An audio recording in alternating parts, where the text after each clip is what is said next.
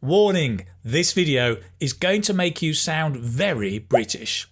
If you don't want to sound British, don't watch it. Go away. For the rest of you, let's do it.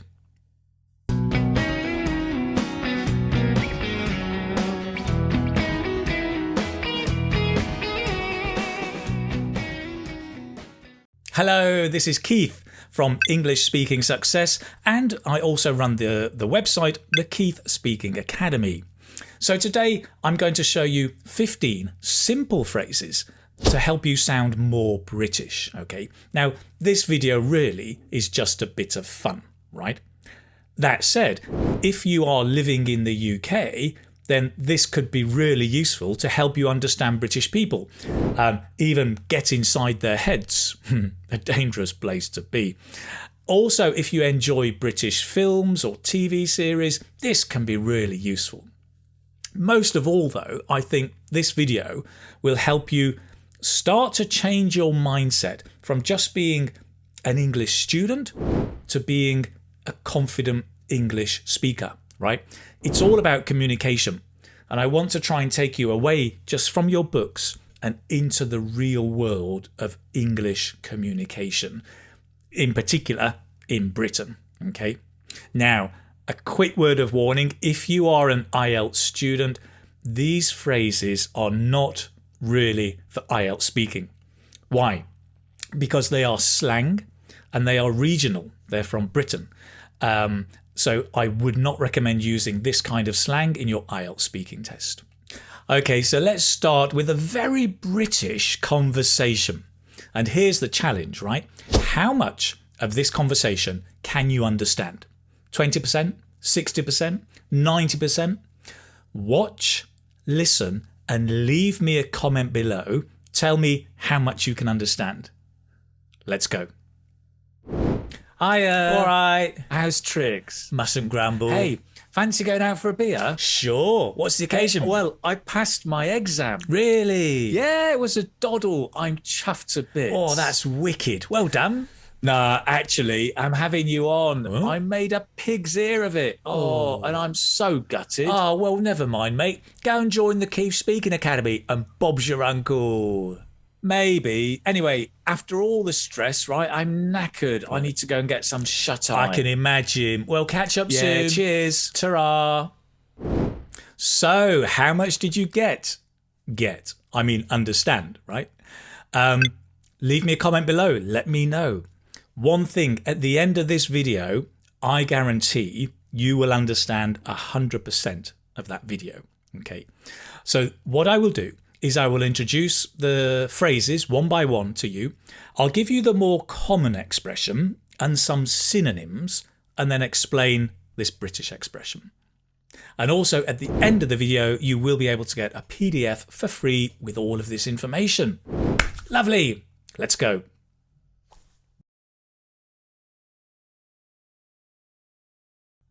Okay, let's begin with greetings. Now, when you meet somebody, the most common greeting, of course, is hello. You can also say hi. In many parts of Britain, we say hiya, hiya. I don't know how you spell that, but it sounds like the comparison, hi, hiya, hiya. And if you say that to a British person, they'll probably go, ooh, where did you learn that? And you can say, oh, some bloke, some man, some bloke off the internet. Yeah, can't remember his name. Some bloke off YouTube. Now, another very colloquial way of saying hello is all right. And it's a bit like a question. You just go, all right. And the answer is all right. It's exactly the same. Dead easy. And you've got to do this with your head. All right. All right. Okay, now after hello, you've got classically, how are you? Fine, thanks. Right? But there are a lot of more colloquial ways of saying that. For example, how's it going? How's it? How's it going? How are you doing? How are you? How are you doing? And in the conversation, we saw how's tricks? How's tricks? Grammatically incorrect, right? Should be how are tricks, but we actually say, how's tricks? And, well, British people, we often don't get very excited, right? We often don't go, oh yeah, great, awesome, amazing. No, usually not bad, can't complain. And in the video we had mustn't grumble, right? To grumble is to complain. So it's all very calm, right? And very unemotional. How's tricks? Mustn't grumble. Have a go. How's tricks? Lovely. Let's move on.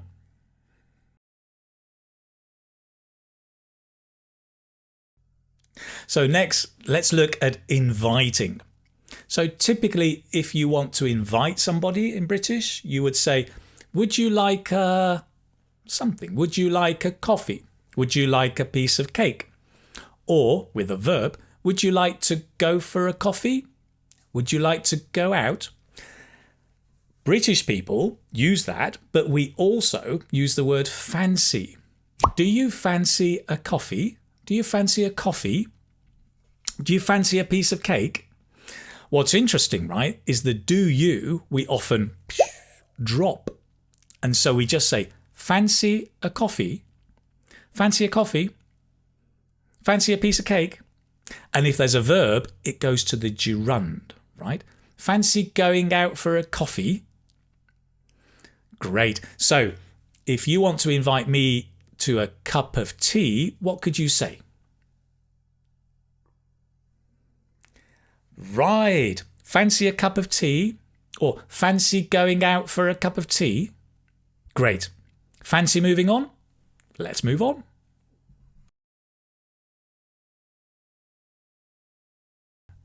Okay, next, let's talk about describing something that is easy and also about being happy, right? So if something's easy, of course you can say it's easy.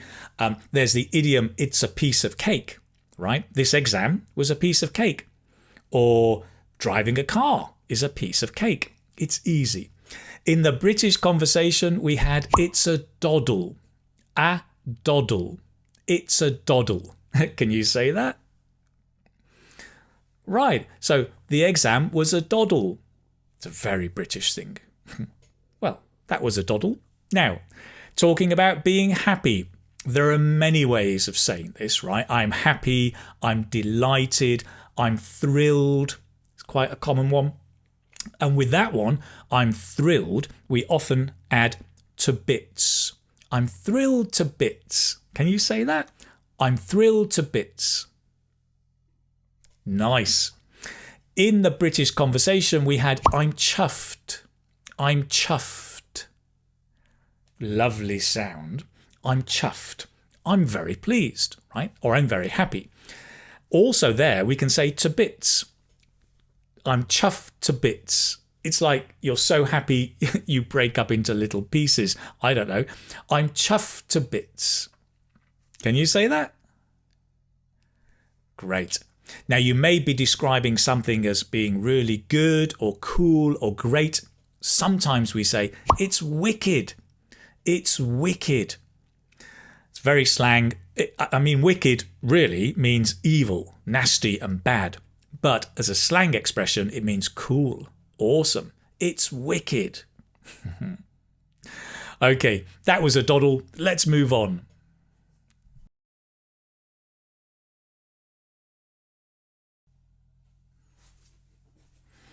Now, if you're enjoying this video, please do subscribe and turn on the notifications so you can find out about more upcoming videos. So, continuing with the theme of being happy, let's talk about joking. Of course, this is when you're not serious and you can say, I'm joking. Quite commonly, we also say, I'm kidding, right? To kid is to joke. You probably know the word a kid is a child, but the verb to kid is to joke. I'm kidding. I'm kidding with you. We have a great idiomatic expression as well, which is I'm pulling your leg. What are you doing? I'm pulling your leg to mean I'm joking. It's funny, right? In Spanish they have a similar expression, but it's estoy tomando el pelo, is I'm pulling your hair. What are you doing? Are you pulling my hair? No, I'm pulling your leg. I wonder, in your language, do you have a similar expression? Now, in the conversation we saw with my twin brother, you also heard a very common phrasal verb, meaning to joke, but very few people know. But now you will know, because you're not just a student, you're becoming a speaker, right? An English speaker. And that is to have someone on. I'm having you on.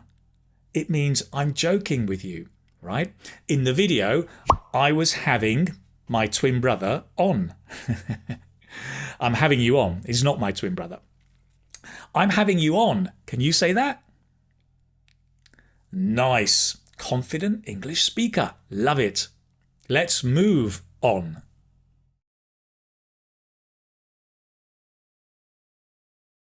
Right, enough of being happy and joking and having you on. Let's talk about being unhappy. So if you're unhappy, you can say, I'm upset. In the video conversation with my twin brother, I said, I'm gutted. I'm gutted just means I'm not happy. I'm very unhappy. To gut, it comes from originally from when you take from an animal, you take the stomach out of the animal. You can imagine if somebody takes your stomach out, you will be gutted, literally and idiomatically. Either way, not very happy. So you can say, I'm gutted. I failed my IELTS test. I'm gutted. I know, it's not a laughing matter. Now, sometimes you can be gutted or unhappy because you've made a mess of something, right? And if you make a mess of something, we've got a great idiomatic expression, to make a pig's ear of something. That's right, to make a pig, oink oink, ear, a pig's ear of something. I made a pig's ear of that exam. Or if you're cooking a dish and it turns out terrible, oh, I made a pig's ear of that dish. So sometimes when you're writing an essay, you can make a pig's ear of your essay and you will be gutted, I'm sure. So let's move on and talk about finding solutions.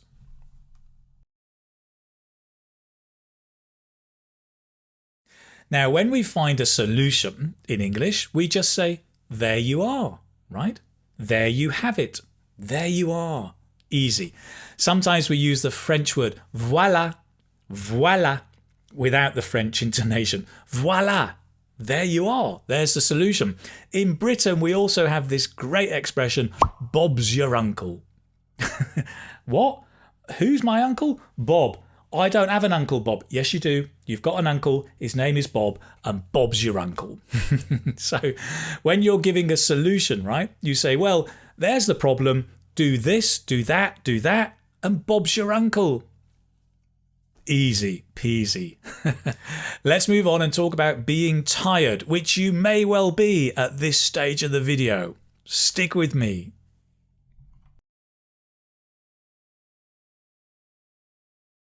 Next, let's talk about being about being tired. Now, you probably know the expressions, I'm exhausted, I'm beat. In Britain, we also have the expression, I'm knackered. I'm knackered, right? I'm really, really tired.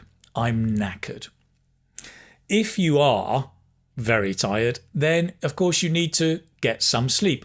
Go and have a rest. In Britain, we would say, go and have a nap or have a kip. Have a nap, have a kip. It's a short sleep. Or you can also say, get some shut eye. I'm going to get some shut eye. Get some shut eye. It's logical, right? Nice expressions. So, excuse me, I've got to get some shut eye. Oh, hang on. I've still got a video to finish. Let's move on.